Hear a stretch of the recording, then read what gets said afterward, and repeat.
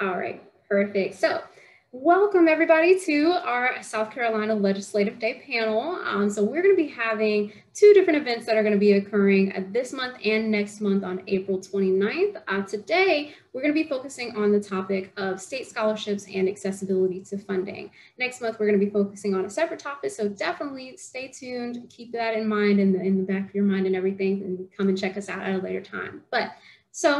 As we all know, this virtual world that we have joined into within the last year has shifted gears for us a little bit. In years past, what we used to do for legislative days, we would actually go to the State House in the Capitol in Columbia of South Carolina, and we would actually advocate with our legislators, with our local politicians, and speak with them about education within the state of South Carolina. We would speak with them on different policies, different legislation changes, and really be, again, advocates for our students on behalf of our students and things that are going to impact them, as well as our respective careers in the long run as well.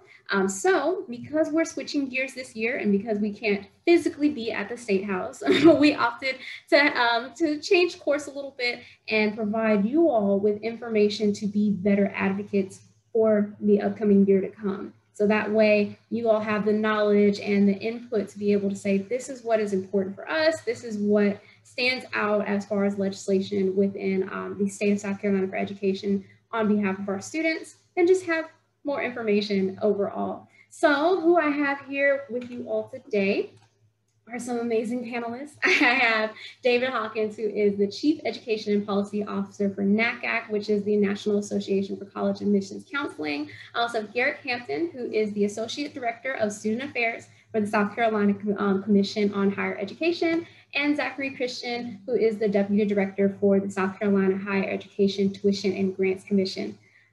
A mouthful. So we're very, very happy to have all three of you on the panel today. And then you also have myself and my co-chair, Lauren Francis, who are going to be serving as moderators. We're going to be helping answer questions in the chat box for you all, just in case if you all do have questions at the end after the presentation portion of this event is concluded. So just some kind of words of advice, some Zoom etiquette and everything of that nature. So I'm sure that many of you do not have the option to turn your camera on since this is in the webinar format. So we're gonna kind of change gears a little bit on that cameras notion at the very top, but microphones should be able to turn on for you all. I do ask that you please stay on mute during the duration of the presentation itself.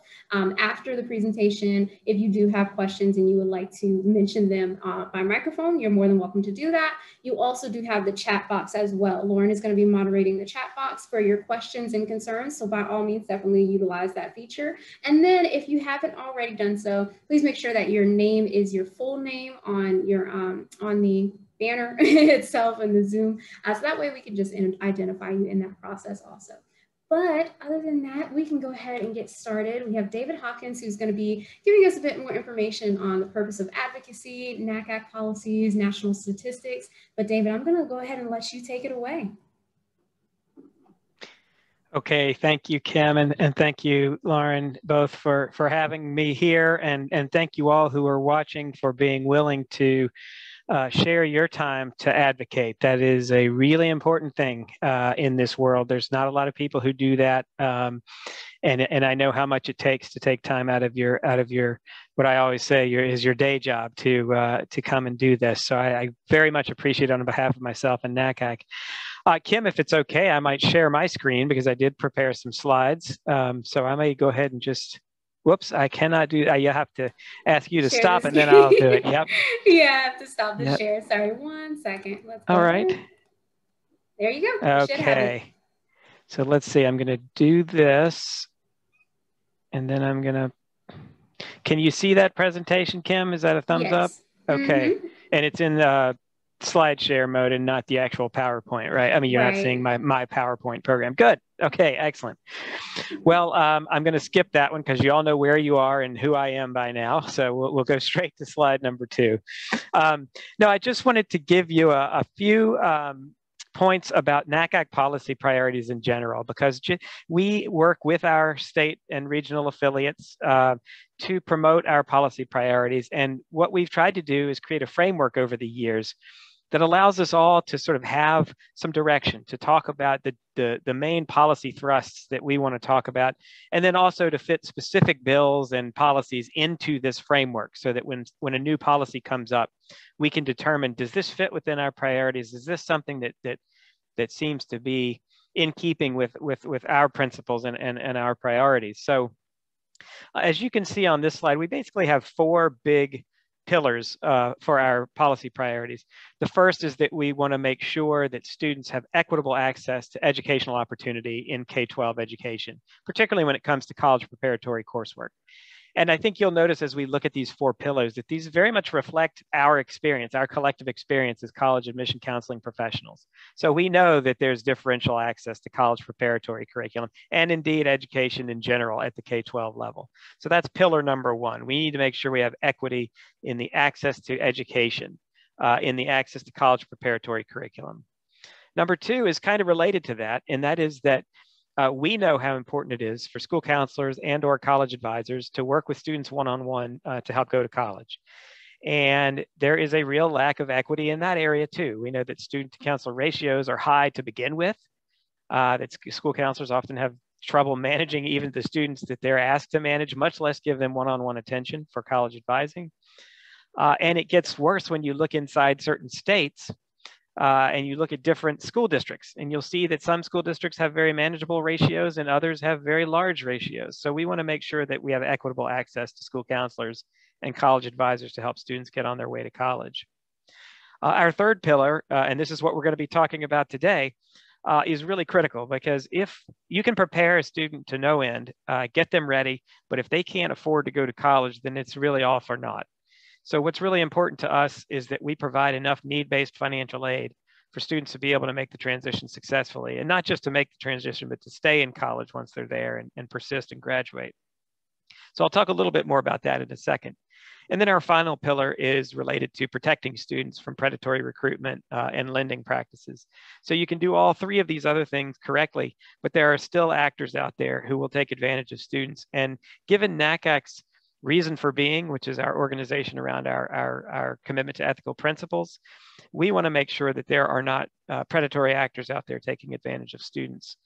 Because students and families are built, I think, to trust educational institutions. And when there are organizations and institutions that take advantage of that trust, we get really concerned, because it can certainly ruin someone's credit and ruin their lives.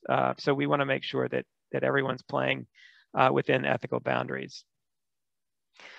So Kim and Lauren asked me to talk a little bit about some college access numbers and some financial aid numbers in South Carolina, and look at them in comparison to the national averages and other states. So just really quickly, as we think about these priorities and we look at some of the data, some of the indicators that we tend to rely on when we think about college access.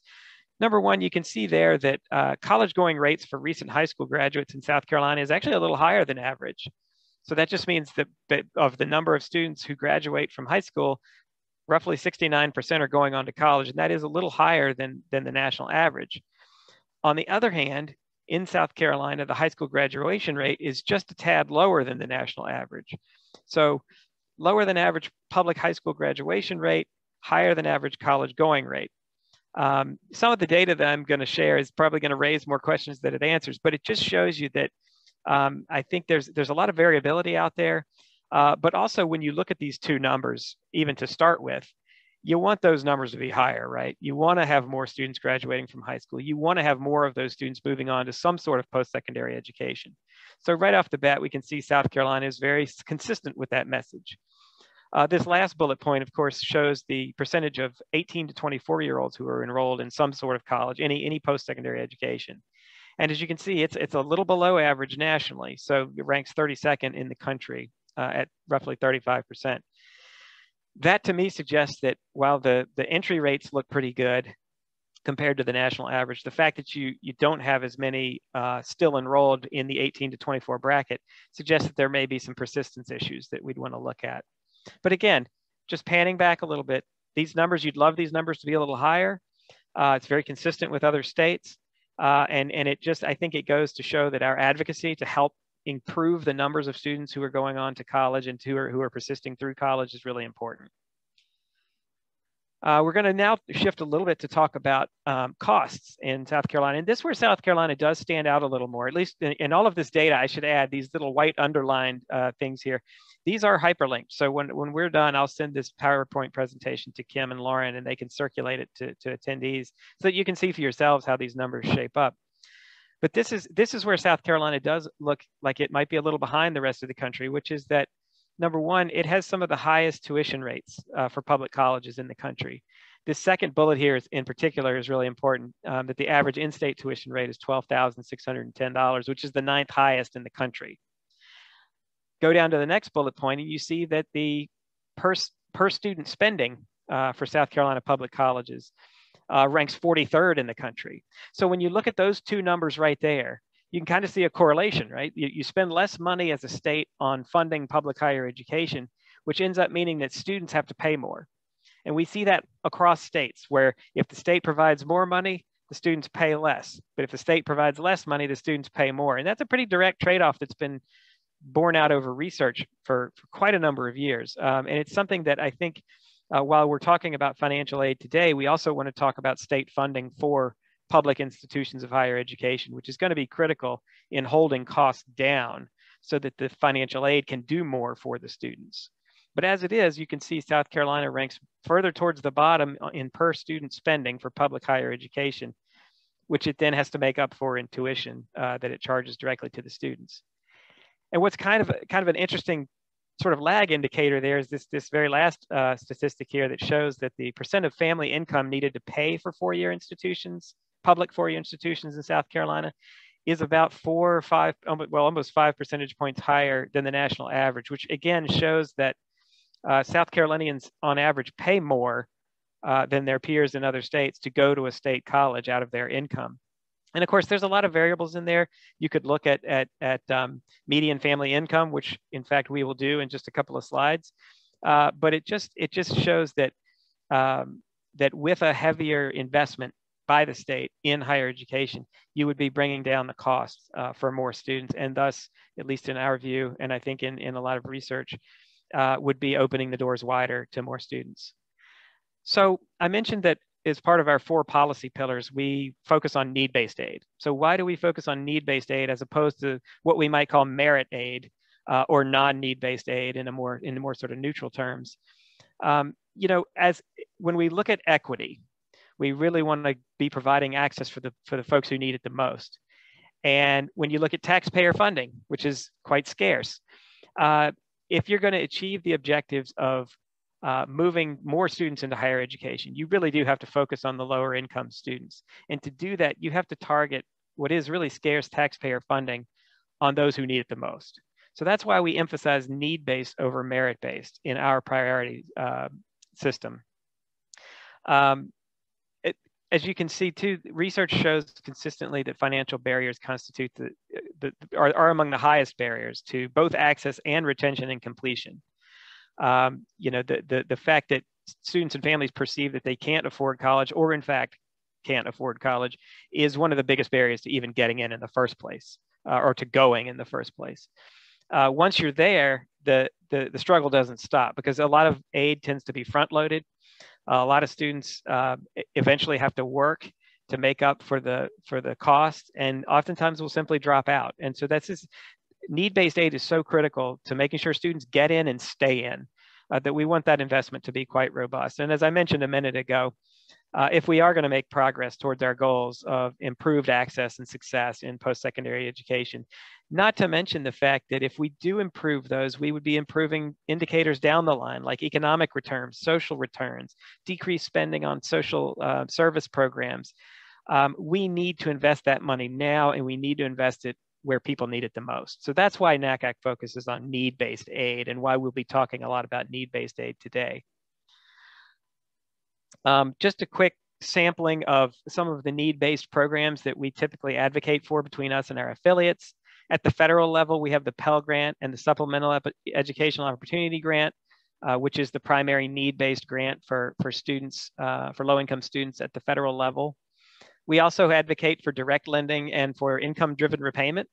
which allows borrowers to pay a portion of their income, a fixed portion of their income on student loans, so that the student loan bills don't consume, all of their income after college. We advocate for things like FAFSA simplification, which we recently won a pretty significant victory in Congress. They're going to narrow the FAFSA from 108 questions down to 36 over the course of a couple of years. So those are some federal policies. And then, of course, at the state level, I've already alluded to this. We want need-based aid programs to be strong and robust, as do we want the state appropriations for public colleges and universities to be robust. So with that in mind, I'll conclude here. I've got a few more slides, or 2 more slides maybe, but wanted to just share a little bit of national data about how South Carolinians end up using some of the federal resources. As I mentioned earlier, median household income in South Carolina is a bit below the national average. So we are dealing overall with a population of people who have lower incomes, which again, when you go back to that appropriations and appropriations for public colleges, ideally you'd want families in South Carolina to be paying a lower portion of their income for higher education, but instead it seems they're paying more. So with a lower than average income for median household income, we look at Pell Grant numbers first and foremost. South Carolina comes in right around the middle of the pack, with about 91,000 people getting a Pell Grant in the most recent data year, for a total of $370 million in Pell Grants, and this is for the most recent year. So that, I believe, was 2019, 2020. And again, 26 states had received more funding and had more Pell Grant recipients. So that's right about in the middle of the pack. Direct student loans, about 666,000 students took out loans or had loans outstanding in South Carolina in the last data year. 22 states had more, so a little bit higher than average there. And students collectively owed $24 billion in those outstanding loans. So again, a little bit on the higher end, because only 19 states had larger loan volumes than that. And then I'll just wrap up here by noting that income-driven repayment, which again allows you to pay a fixed portion of your income on student loans, and also I should add, after a certain amount of time, I think it's 25 years, the outstanding balance can be forgiven if you've paid in all that time and your income is still relatively low. About 163,000 borrowers in South Carolina were enrolled in income-driven repayment, which is about 24% of all borrowers. And what's interesting about this is that only 6 states have higher income-driven repayment enrollment rates, which means that South Carolinians are getting the word, and they're enrolling in income-driven repayment.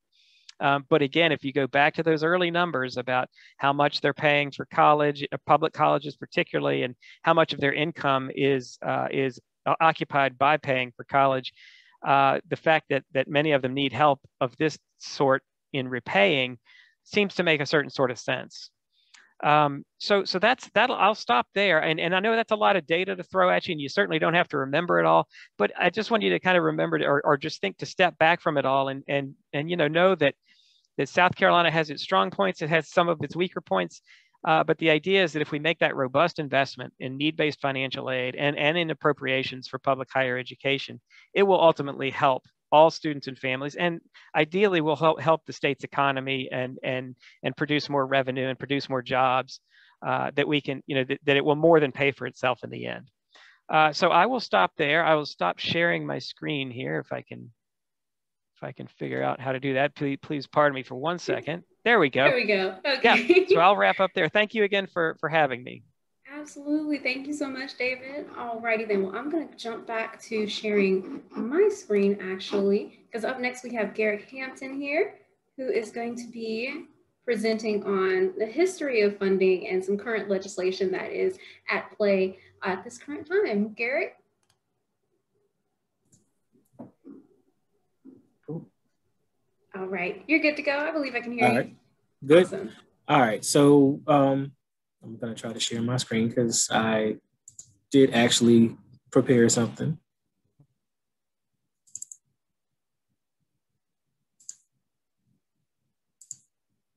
All right, can y'all see that? Yes, we can. All right, awesome. So good afternoon, everybody. I'm Garrick Hampton, Commissioner of Higher Education. Most of you I recognize, and you guys know me. Currently the Associate Director of the Office of Student Affairs. We do have a new name, so we are trying to brand that appropriately. I just want to go real quick through some of the scholarship and grant program updates, quick refresher, and then talk about some legislation. I know you guys are here to get to the questions, so we'll go through this as quickly as possible to get. Just wanted to go over, I was asked to do some quick history of the program and had the programs changed over time and what they look like moving from when they were created to now. We'll start with Pamela Fellows. That was actually established in 1988. It's not the oldest program in the state. Mr. Zachary will come and talk about his program in a little bit, but it is the second oldest. Originally, when it was created, believe it or not, the Pamela Fellow Award was $2,500 from the state and matched by the institution. So we had the institution contribute to a student's award for the Pamela Fellow Scholarship. As we came up a little bit and got a lottery in 2002, we then began to see, you'll see the trend that all the programs increased, but award amounts went from $2,500 and matched by the institution to a full $6,700 from the state, and the institutional match was no longer there unless the institution chose to do it. And we do have some institutions that do match Pamela Fellows. I don't want to discount them, but as a whole, your base award for a fellow since 2002 has remained the same at $6,700. When we first started the program in '88, the rank criteria was actually 4%. So only the top 4% of the class would actually receive, would actually meet that criteria. In 2002, we increased that to 6%, where it does sit today. The current criteria and award amount have remained since 2002. And of course, Pamela Fellows is 3.5 GPA, 1,200 SAT, 27 ACT, and the top 6% of the sophomore, junior, or senior class. And remember, for Pamela Fellows, you do need to have an application. Life program, we established Life in 1998. At the time, that award amount was $2,000 at a two-year school. I'm sorry, at a four-year school, and $1,000 at a two-year.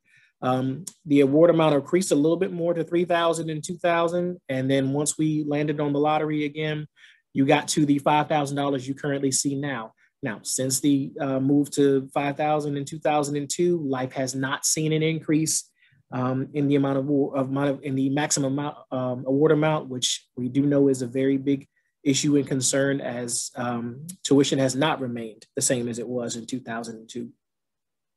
Originally, believe it or not, Life required a only the 3.0 GPA and the SAT of 1,000. In 2002, once the award amount went up, that's when they added the rank criteria and produced that 2 over 3 that you all know so much about.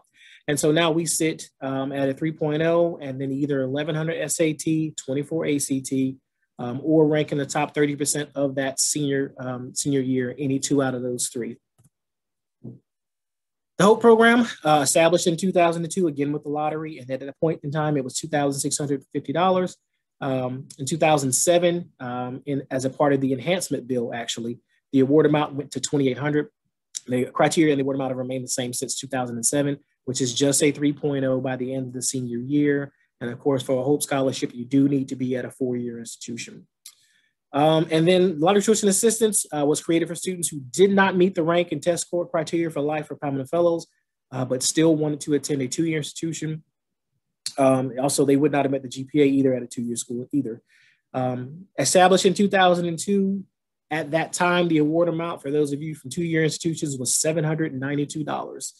You all know this thing ranges every year based on the number of students in the program. The issues with this program that we're always watching are that the award amount with the number of students fluctuates. We would love to see if we could land on a base award at some point.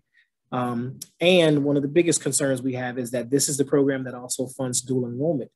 So dual enrollment is drawing a larger and larger percentage of the lottery tuition assistance funding each year. And finally, the need-based grant program, established in '96. The award is provided by the institutions based on the number of eligible students.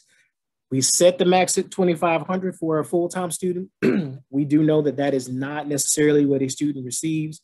Actually, they receive quite less. And so the need-based grant program awards grants to students attending the public institutions. And again, my colleague Zachary will come up and talk about tuition grants program, which awards grants to students at independence. So here's a little bit of a summary just to cover it up. I've already talked about the initial, so I'm going to point to the continued eligibility, which has also remained the same. For Pamela Fellows, we're looking for 30 annual credit hours at least in a academic year, and a 3.0 at the home institution.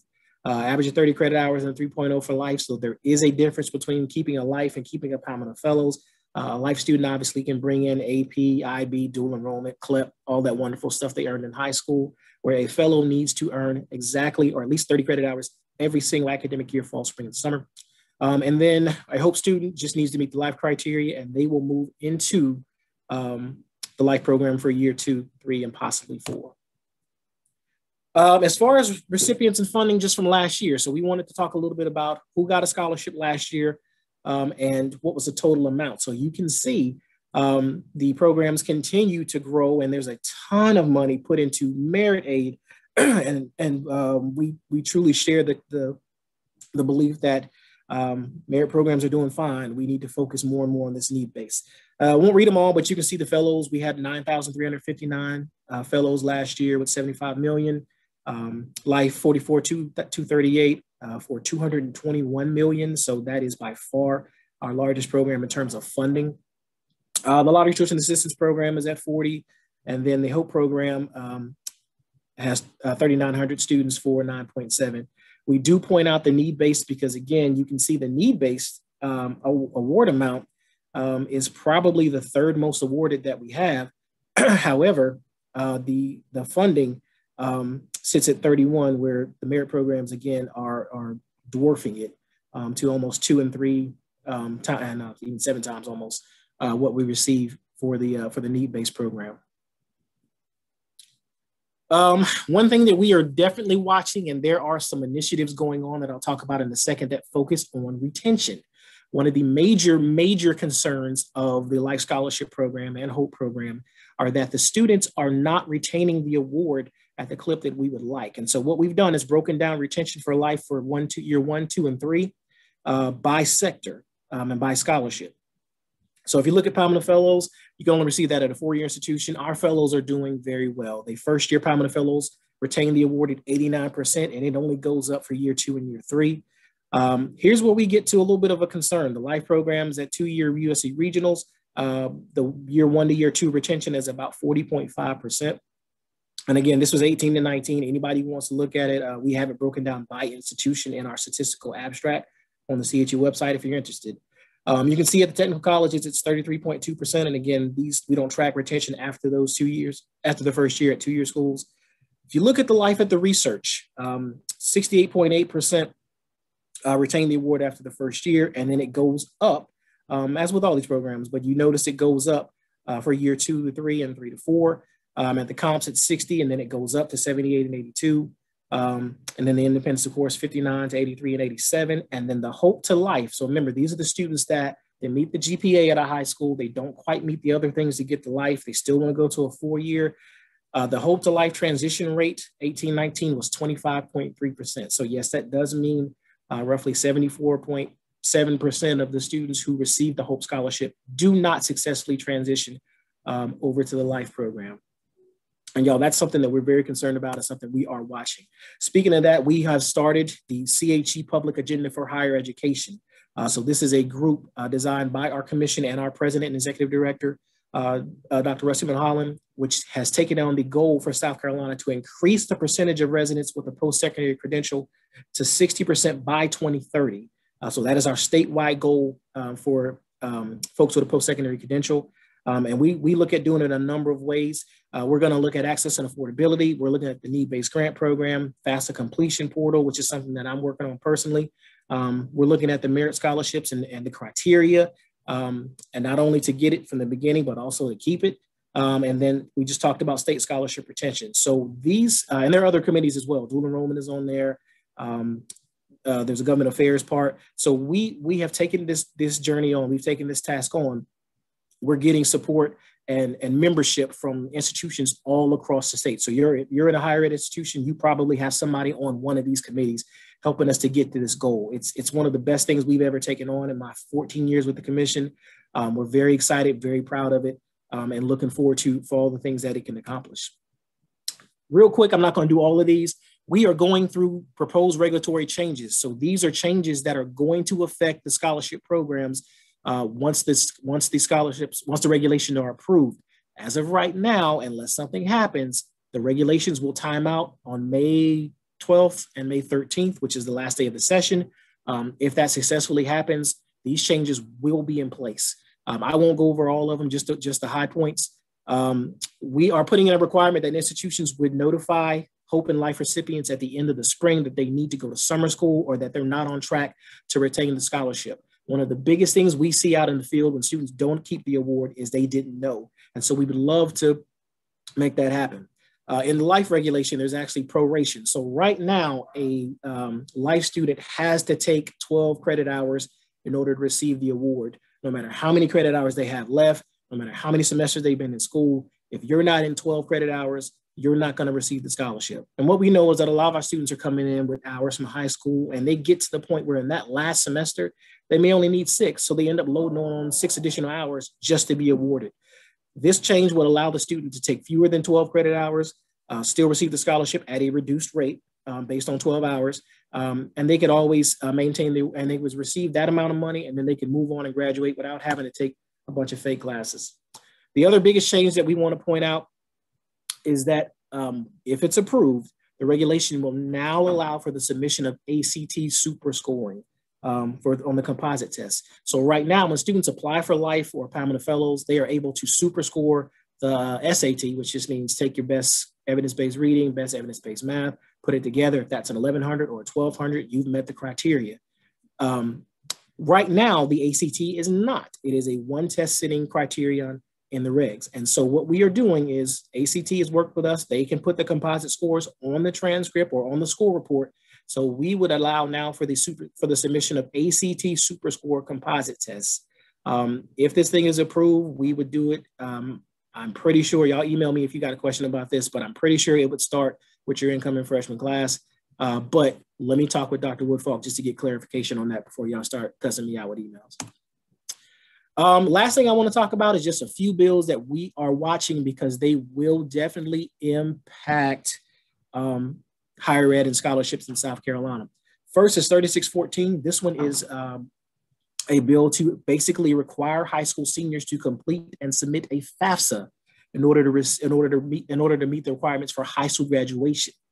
So no longer would a student be able to skip out on the FAFSA. They would be required to provide either a completed and submitted FAFSA, but there are about 3 waivers in which that would allow a counselor, a student, or a parent to opt out.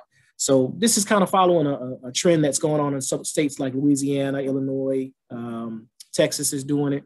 And we are looking at seeing if we are the next in line to do it. So on its face, it would require a FAFSA for high school graduation, but it has options for a student to waive that requirement and opt out. So don't panic if you have these students from more affluent families who don't want to do the FAFSA. But this would also help us, I think, with our FAFSA completion numbers, which is also a concern for us. The other piece, there's 2 more pieces. The next piece we'll look at is 3588. This one adds a English and either a mathematics or computer science course to high school seniors in order for them to receive a life scholarship. So in the senior year, they would have to complete English and either math or computer science during the senior year in order to receive a life scholarship. There is no out for this if they don't get it. So we're talking with the individuals who proposed the bill just to be sure they understand the ramifications if a counselor should not put a student in, or if a student should not keep up with their work and get into the correct class in the senior year. It is something we are tracking. And so if you got concerns about that one, please let us know. It reported out of Committee on Education and Public Works, but it kind of stalled on the floor. So this is not a done deal in terms of would this actually happen. But you do see it exempts 22-23. This would start with the class of 24. And then the last piece, really quickly, this one just deals with the eligibility for Pamela Fellows at a 2-year. So you guys remember, we talked about Pamela Fellows could only be used at a 4-year institution. If this bill passes and it has amazing traction, we do anticipate this one will go. This will allow students to now take their Pamela Fellows to a 2-year institution. And so that really could bring about a situation where we're talking about free college if a student's willing to start off at a 2-year. So again, this one has a lot of traction. We anticipate it will happen. And so we are tracking that to see would it pass and when would it start. And I believe that's about it. I know we're doing questions at the end. The last thing I would say is this, and Zach again will probably touch on this a little bit.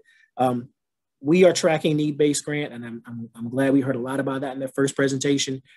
So far, the state is on track to make a significant increase to need-based funding. Moving from the governor's budget to House Education and Public Works Committee, they have put about 80 million into the need-based grant program. Now, we are hoping and quite frankly, fingers are crossed, that they will remain in there. They'll leave it in there. It's got a few more hurdles to go through. But Zach again will talk about the split, but definitely something we're tracking, definitely something we're excited about and happy about. And thank you guys for your time, and I will be around for the panel. All right, thanks, Garrick. That is actually some really, really useful information. Those are game changers as well. So thank you so much for that. But all right, so we're going to go ahead and transition it to Zach, who I'm going to share my screen as well really quickly, but is going to be talking about the purpose of South Carolina tuition and grants, as well as some current financial assistance options. Zach, you ready? Yes, I am. Okay, awesome. Do you have a presentation as well, or did you need for me to stay on the screen? You can go ahead and take that screen down. Awesome. All right, here you go. Okay, great. Hey, everyone. As Kim mentioned earlier, my name is Zach Christian. I am the Deputy Director at the South Carolina Higher Education Tuition Grants Commission. Our agency is tasked with overseeing the South Carolina Tuition Grants Program, which is the state's need-based grant, or the state-funded need-based grant awarded to eligible students who attend one of the 21 eligible by law independent colleges in the state. And I just have a quick little brief history about the program. And so as Dr. Hampton mentioned, our program is actually the oldest in the state. It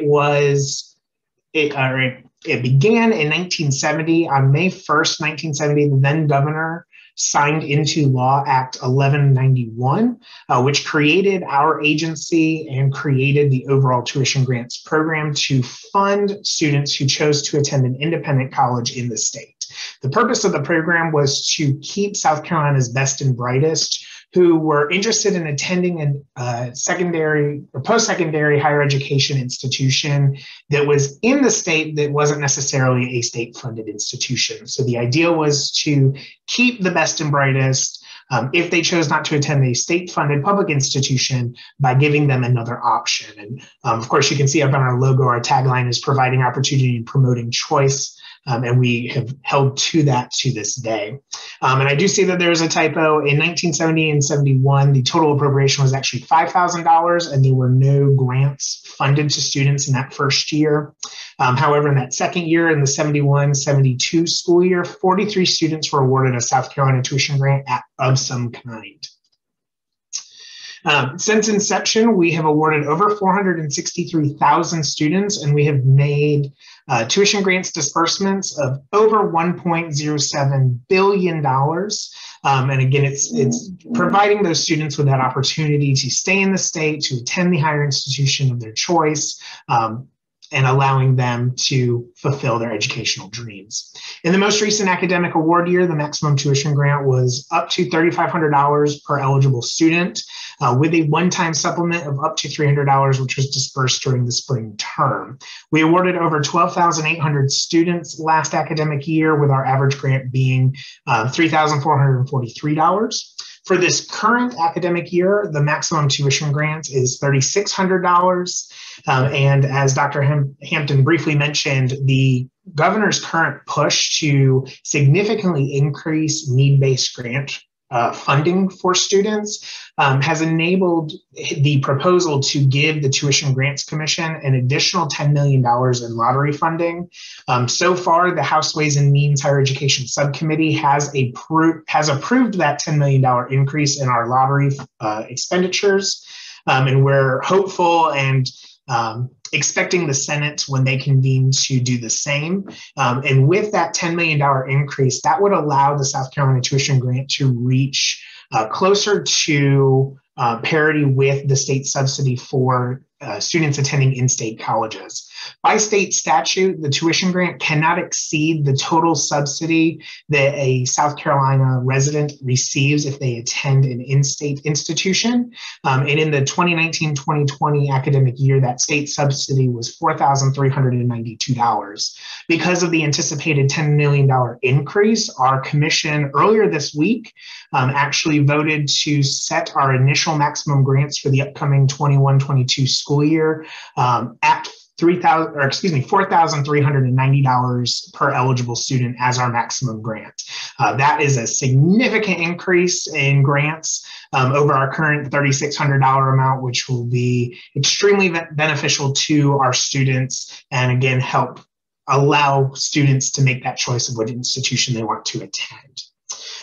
Some other points or data points that I like to touch on is just covering that in the 2019-2020 school year, tuition grants covered roughly 13% of the total tuition and fees at our 21 colleges. The average tuition and fees at all 21 of our colleges was $25,600. And again, that average tuition grant was just over $3,400. So it is definitely making a difference to our students.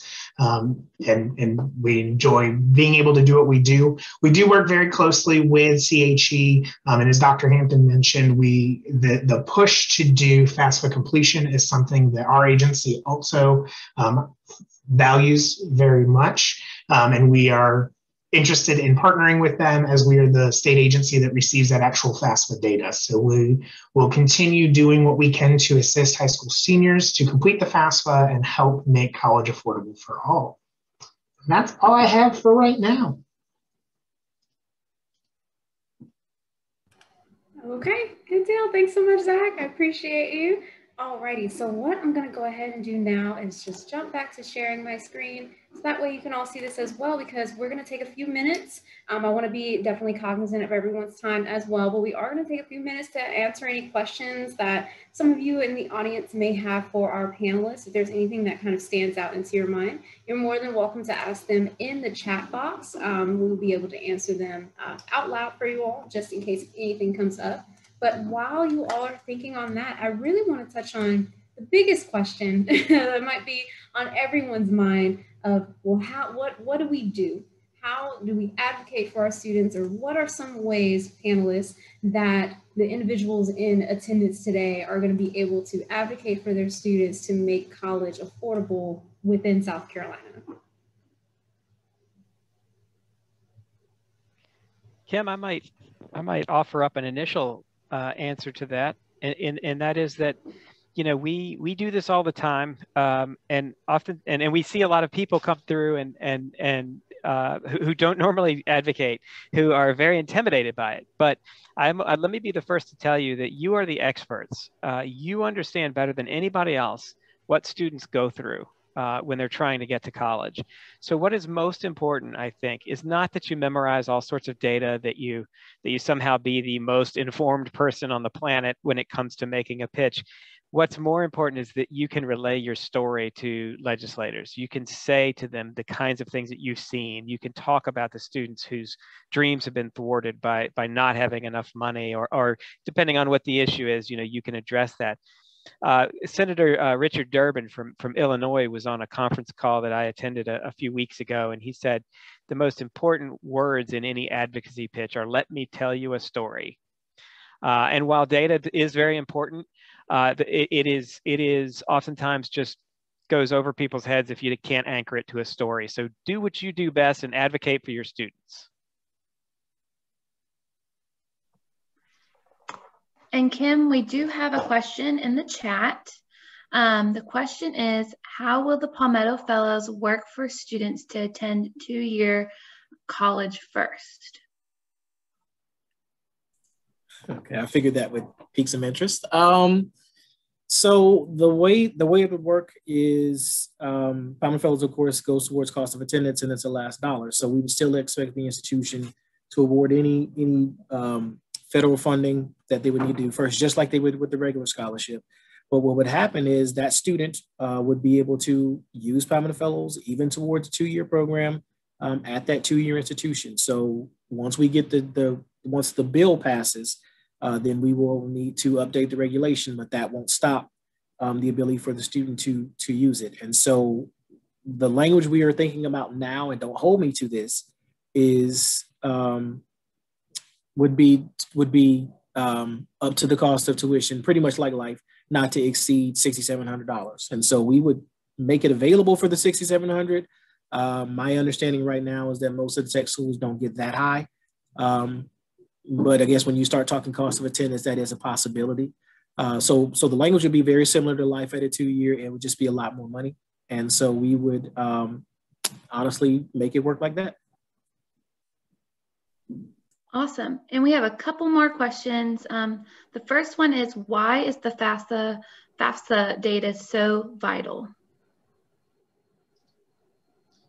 I'll go ahead and start with this. One of the reasons why FAFSA data is important in having students complete the FAFSA is it really provides financial aid offices at institutions nationwide to get a better understanding of a family's financial situation.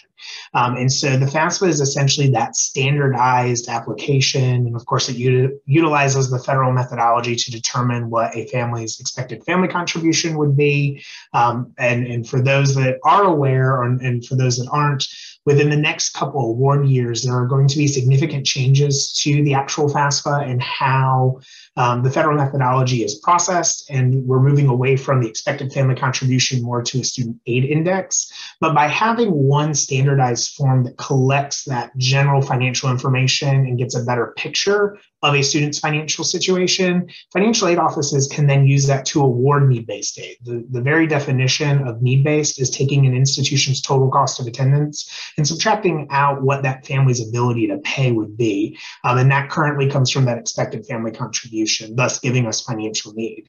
By having or encouraging students to complete the FAFSA, that not only assists with the federal need-based programs like the Pell Grant or SEOG, but it also helps with state-funded need-based grant programs, as well as some other grants that might become available, because financial aid offices then have data points to see which of their families they're working with are the needier families, and it gives colleges an easier way to disperse and make available those funds to those students that truly need them. Absolutely. The next question is, I'm interested in knowing NACAC's position on the potential FAFSA completion law. Has this worked in Texas, Louisiana, or Illinois? You know, NACAC doesn't have a position on whether that should be a law. We tend to look at the issue broadly of FAFSA completion as being really critical. Because we know that not all students fill it out, and it is very important. So we know that the impetus for these laws is well-meaning. Now, in terms of the effects, I don't know if, ultimately what you want is to get more students moving into college. So depending on how you describe effectiveness, like, is it effective in getting all students to fill out the FAFSA? Answer would probably be yes, because if it's a requirement, then it has to happen. But then the real question comes later, how many of those have enrolled in college, how many have persisted, and how many have graduated? So it might be some time before we can fully answer that question, but we do look at these laws fairly openly. And if a state wants to do that, then that it's an intriguing idea, let's just say that, because they are addressing a challenge that I think we can all acknowledge is out there, and that is, under completion of the FAFSA. Perfect. The next question, Garrick answered in the chat, but I didn't know if anybody else had anything to add to it. But the question is, would they be able to bank the leftover amount from Palmetto Fellows to apply to your year 3 and 4 at a 4-year that they transfer to?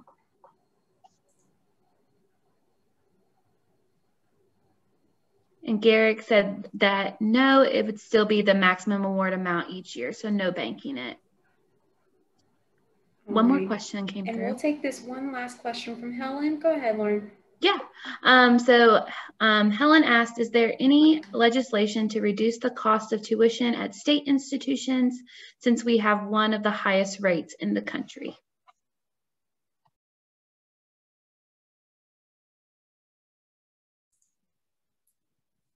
So as of right now, and let me say this, there's legislation brought up every year, and some of that would cap tuition.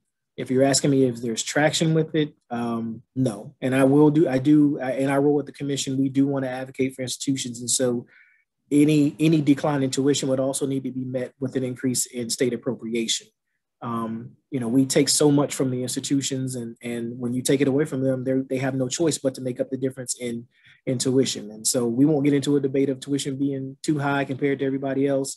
But I do think they need to go hand in hand. So if they do cap tuition, or if they do lower tuition at state-supported institutions, it does need to be accompanied, or they should look at accompanying it with something that also increases the operational funding at the school. Awesome. All right. Well, thank you all very, very much. So especially to my panelists here, you all have been such a great opportunity. Zach, did you have something to say? Yeah, I just sorry for interrupting. I just saw that Lisa included another question in the chat that I wanted to touch base on before we ended and wrapped up. Absolutely. And her question was that there are many situations where on paper, the family's financial situation looks great, but they're not funding their child's education. So the student's accruing debt. And how is this looked at as far as in a need-based situation? So unfortunately, the current federal legislation and federal regulations require that if a student is under the age of 24, they are considered dependent regardless of whether or not their parents claim them on taxes, regardless of whether or not their parents are actually funding their education and so forth. And so that's something that really would need to be looked at a federal level. But in terms of those changes to family situations and financial aid offices nationwide, and especially the financial aid offices that we work very closely with at the Tuition Grants Commission, have had those influxes of students' financial situation drastically changing over the past year because of the COVID-19 pandemic. And so there's already a process put into place at the federal level that allows financial aid offices to use their professional judgment in those special circumstances to collect additional information and get a better picture of the family situation. Currently, the FAFSA utilizes prior year tax data. So the 21-22 FAFSA uses 2019 tax data. And so by having that prior year, a lot of things can change between then and now. And the FAFSA was just meant to be a snapshot. So students can reach out to their financial aid offices to see if their family's circumstance and if those changes can make anything available. But as far as those students whose parents just say, I'm not going to work with you, or I'm not going to provide this information you need with the FAFSA, that has been something that financial aid offices are plagued with constantly. And as a former financial aid counselor at a college, having to sit down in front of a student and say, well, unfortunately, we've exhausted your options. If your parents aren't willing to provide this, then your other option is just going to be student loans. That's a really tough conversation to have, but we're having that with students nationwide. And so that's not a South Carolina issue. That is a general issue with the FAFSA and the federal methodology. And in those circumstances, it's really not only advocating at your state level for increase in need-based grant funds and for increase in programs, but it's also advocating at the federal level. Write your congressman, write to your to your senators and say, hey, here are the situations, because unless something changes with the U.S. Department of Education, it's not going to trickle down to the colleges. That's some amazing advice. Thank you, Zach. Alrighty then. Well, to go ahead and wrap up this event, you all, I definitely, again, want to make sure we're staying in line with everyone's time. I truly, truly appreciate everyone being here, especially my panelists. You all have done an amazing job. I cannot thank you enough for being a part of this event. Definitely for all of my attendees, be sure to tune in April, at the end of April, on Thursday, April 29th. We're going to be having another event, webinar style, that is actually going to be covering school counseling and college advising accessibility. So definitely tune into that. It's going to be another great session to learn a lot of information so that we can all be better advocates for our students in the future. But again, thank you all so much for your time. I'm going to go ahead and stop sharing here. There we go. All right. But thank you all for your time. I hope you all have a wonderful day. Bye-bye.